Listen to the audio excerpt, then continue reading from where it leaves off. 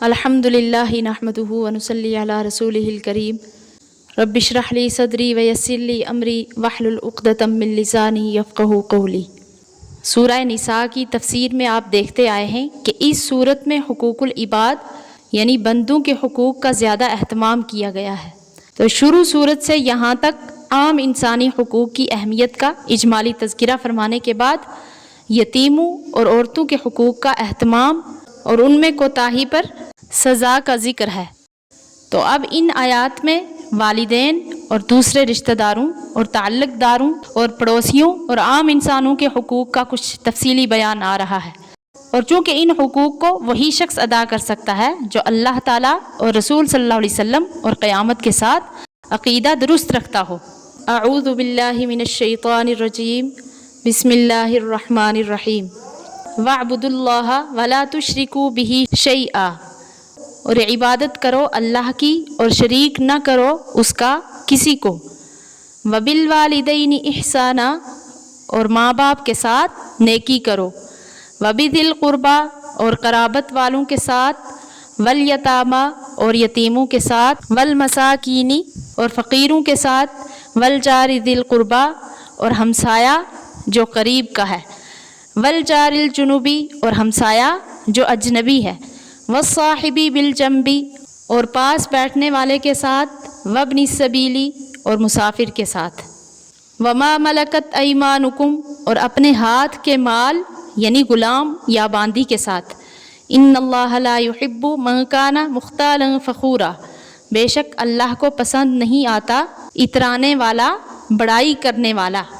یعنی ان سب کے حقوق وہی ادا نہیں کرے گا کہ جس کے مزاج میں یا تو تکبر ہے کہ کسی کو خاطر میں نہیں لاتے اور کسی کی طرف متوجہ نہیں ہوتے، یا ان کی طبیعت میں بخل غالب ہے کہ کسی کو دیتے دلاتے جان نکلتی ہے، اور حقوق کے پورا نہ کرنے کے عذاب کی وعیدوں کو صحیح نہیں سمجھتے۔ تو ایسے شخصوں کے بارے میں اللہ تعالیٰ نے کیا فرمایا کہ ان اللہ لا يحب من کان مختالا فخورا، کہ بے شک اللہ کو پسند نہیں آتا اترانے والا، بڑائی کرنے والا، یعنی تکبر کرنے والا۔ تو اب اس آیت میں حقوق کے بیان کرنے سے پہلے توحید کا ذکر ہے، یعنی اللہ تعالیٰ کی عبادت کرو۔ اس کو پہلے ذکر کرنے میں بہت سی حکمتیں ہیں، جن میں سے ایک یہ ہے کہ جس شخص کو اللہ تعالیٰ کا خوف اور اس کے حقوق کا اہتمام نہ ہو تو اس سے دنیا میں اور کسی کے حقوق کے اہتمام کی کیا امید رکھی جا سکتی ہے۔ وہ چیز جو انسان کو انسانی حقوق کے ادا کرنے پر مجبور کرتی ہے وہ صرف اللہ تعالیٰ کا خوف اور تقویٰ ہے، اور یہ خوف و تقویٰ صرف توحید ہی کے ذریعے حاصل ہوتا ہے۔ اس لیے مختلف تعلقات اور رشتہ والوں کے حقوق کی تفصیل سے پہلے اللہ تعالیٰ کی توحید اور عبادت کی یاد دہانی مناسب تھی۔ تو اب توحید کے بعد والدین کے حقوق کا ذکر ہے، اس کے بعد تمام رشتہ داروں اور تعلق والوں کے حقوق کا بیان ہے، اور اللہ تعالیٰ نے اپنی عبادت اور اپنے حقوق کے ساتھ ہی والدین کے حقوق کو بیان فرما کر اس کی طرف بھی اشارہ کر دیا کہ حقیقت اور اصل کے اعتبار سے تو سارے احسانات اور انعامات اللہ تعالیٰ کی طرف سے ہیں، لیکن ظاہری اسباب کے اعتبار سے دیکھا جائے تو اللہ تعالیٰ کے بعد سب سے زیادہ احسانات انسان پر اس کے والدین کے ہیں، کیونکہ عام اسباب میں وہی اس کے وجود کا سبب ہیں، اور پیدائش سے لے کر اس کے جوان ہونے تک جتنے مشکل مراحل ہیں ان سب میں بظاہر ماں باپ ہی اس کی ساری چیزوں کا ضامن ہے۔ اسی لیے قرآن کریم میں دوسری جگہوں میں بھی ماں باپ کے حقوق کو اللہ تعالیٰ کی عبادت اور اطاعت کے ساتھ جوڑ دیا ہے، جیسے کہ دوسری جگہ قرآن میں ارشاد ہے انشکر لی ولی والدیک، یعنی میرا شکر ادا کرو اور اپنے ماں باپ کا شکر ادا کرو۔ اس قسم کی اور بھی بہت ساری آیات ہیں۔ تو ماں باپ کے حقوق ادا کرنے کے لیے لفظ احسانہ ذکر کیا گیا ہے، جس کے عام مفہوم میں یہ بھی داخل ہے کہ حسب ضرورت ان کے نفقہ میں اپنا مال خرچ کریں، اور یہ بھی داخل ہے کہ جیسی ضرورت ہو اس کے مطابق جسمانی خدمات انجام دیں۔ یہ بھی داخل ہے کہ ان کے ساتھ گفتگو میں سخت آواز سے یا بہت زور سے نہ بولیں جس سے ان کی بے ادبی ہو، کوئی ایسا کلمہ نہ کہیں جس سے ان کی دل شکنی ہو، ان کے دوستوں اور تعلق والوں سے بھی کوئی ایسا سلوک نہ کریں جس سے والدین کی دل آزاری ہو، بلکہ ان کو آرام پہنچانے اور خوش رکھنے کے لیے جو صورتیں اختیار کرنی پڑیں وہ سب کریں۔ یہاں تک کہ اگر ماں باپ نے اولاد کے حقوق میں کوتاہی بھی کی ہو، جب بھی اولاد کے لیے بدسلوکی کرنے کا کوئی موقع نہیں ہے۔ حضرت معاذ بن جبل رضی اللہ عنہ فرماتے ہیں کہ مجھے رسول کریم صلی اللہ علیہ وسلم نے 10 وصیتیں فرمائی تھیں۔ ایک یہ کہ اللہ تعالیٰ کے ساتھ کسی کو شریک نہ ٹھہراؤ، اگرچہ تمہیں قتل کر دیا جائے یا آگ میں جلا دیا جائے۔ دوسرے یہ کہ اپنے والدین کی نافرمانی یا دل آزاری نہ کرو، اگرچہ وہ یہ حکم دیں کہ تم اپنے اہل اور مال کو چھوڑ دو۔ اس کے بعد وَبِذِی الْقُرْبَى یعنی رشتہ داروں کے حقوق ادا کرو۔ بخاری و مسلم کی ایک حدیث میں ہے کہ آن حضرت صلی اللہ علیہ وسلم نے فرمایا کہ جو شخص یہ چاہے کہ اس کے رزق اور عمر میں برکت ہو، اس کو چاہیے کہ صلہ رحمی کرے، یعنی اپنے رشتہ داروں کے حقوق ادا کرے۔ جیسے کہ ایک دوسری حدیث میں ہے کہ حضرت سلمان ابن عامر رضی اللہ عنہ فرماتے ہیں کہ رسول کریم صلی اللہ علیہ وسلم نے فرمایا کہ صدقہ عام مسکینوں فقیروں کو دینے میں تو صرف صدقہ کا ثواب ملتا ہے، اور اگر اپنے ذی رحم رشتہ دار کو دیا جائے، یعنی اپنے بالکل قریبی رشتہ دار کو دیا جائے، تو اس میں 2 ثواب ہیں، ایک صدقہ کا، دوسرا صلہ رحمی کا، یعنی رشتہ داری کے حقوق ادا کرنے کا۔ تو اب تیسرے نمبر پر والیتامیٰ والمساکین یعنی یتیموں اور مساکین کے حقوق کو بیان کیا گیا ہے، یعنی جس طرح اپنے رشتہ داروں کے حقوق کو ضروری سمجھتے ہو، اسی طریقے سے ان لاوارث بچوں اور بے کس لوگوں کی امداد اور اعانت کو بھی ایسا ہی ضروری سمجھیں۔ اور آگے جو فرمایا والجار ذی القربیٰ یعنی قریب کا پڑوسی کہ جو تمہارے مکان کے بالکل ساتھ ہے، اور اس کے بعد والجار الجنوبی یعنی وہ پڑوسی جو تمہارے مکان سے تھوڑا سا دور ہے۔ حضرت عبداللہ بن عباس رضی اللہ عنہما نے فرمایا کہ جار ذی القربیٰ سے وہ شخص مراد ہے جو پڑوسی بھی ہے اور رشتہ دار بھی، اس طرح اس میں 2 حق جمع ہو گئے۔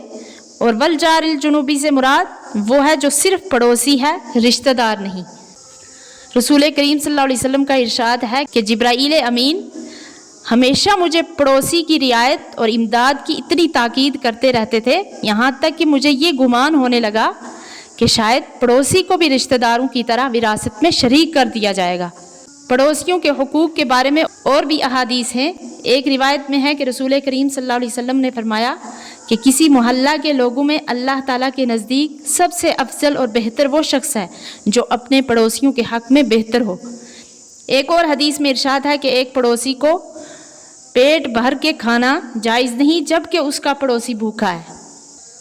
6 نمبر پر ارشاد فرمایا والصاحب بالجنب، اس کے لفظی معنی ہے ہم پہلو ساتھی، جس میں رفیق سفر بھی داخل ہے جو ریل میں، جہاز میں، بس میں، گاڑی میں آپ کے برابر بیٹھا ہو، اور وہ شخص بھی داخل ہے جو کسی عام مجلس میں آپ کے برابر بیٹھا ہو۔ یعنی جس طرح دور یا نزدیک کے پڑوسیوں کے حقوق واجب ہے، اسی طرح اس شخص کا بھی حق واجب کر دیا جو تھوڑی دیر کے لیے کسی مجلس یا سفر میں آپ کے برابر بیٹھا ہو۔ اب اس میں سب آ جاتے ہیں، مسلم بھی اور غیر مسلم، رشتہ دار، غیر رشتہ دار، سب برابر ہیں۔ تو اب اس کے ساتھ حسن سلوک کیا کیا جائے، تو جس کا ادنا درجہ یہ ہے کہ آپ کی کسی بات اور کسی کام سے اس کو تکلیف نہ پہنچے، کوئی گفتگو ایسی نہ کریں جس سے اس کی دل آزاری ہو، کوئی کام ایسا نہ کریں جس سے اس کو تکلیف ہو، مثلا سگریٹ پی کر اس کا دھواں اس کے منہ کی طرف نہ چھوڑیں، پان کھا کر اس کی طرف نہ ڈالیں، اس طرح نہ بیٹھیں جس سے اس کی جگہ تنگ ہو جائے، یہ اس کے حقوق میں داخل ہیں۔ 7ویں نمبر پر ارشاد ہے وابن السبیل یعنی راہ گیر، تو اس سے مراد وہ شخص ہے جو دوران سفر آپ کے پاس آ جائے یا آپ کا مہمان ہو جائے۔ چونکہ اس اجنبی شخص کا کوئی تعلق والا یہاں نہیں ہے، تو قرآن نے اس کے اسلامی بلکہ انسانی تعلق کی رعایت کر کے اس کا حق بھی آپ پر لازم کر دیا۔ 8ویں نمبر پر ارشاد فرمایا وما ملکت ایمانکم، جس سے مراد غلام اور باندیاں ہیں، تو ان کا بھی یہ حق لازم کر دیا گیا کہ ان کے ساتھ حسن سلوک کا معاملہ کریں، اپنی طاقت کے مطابق کھلانے پلانے پہنانے میں کوئی کوتاہی نہ کریں، اور نہ ان کی طاقت سے زیادہ کام ان پر ڈالیں۔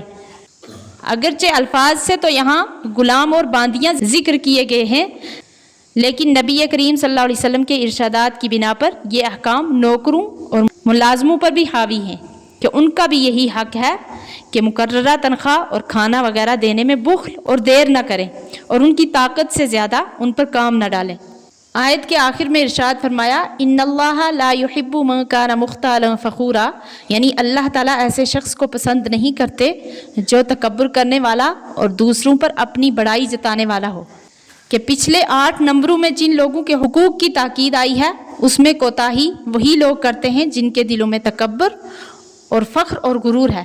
اللہ تعالیٰ سب مسلمانوں کو اس سے محفوظ رکھے۔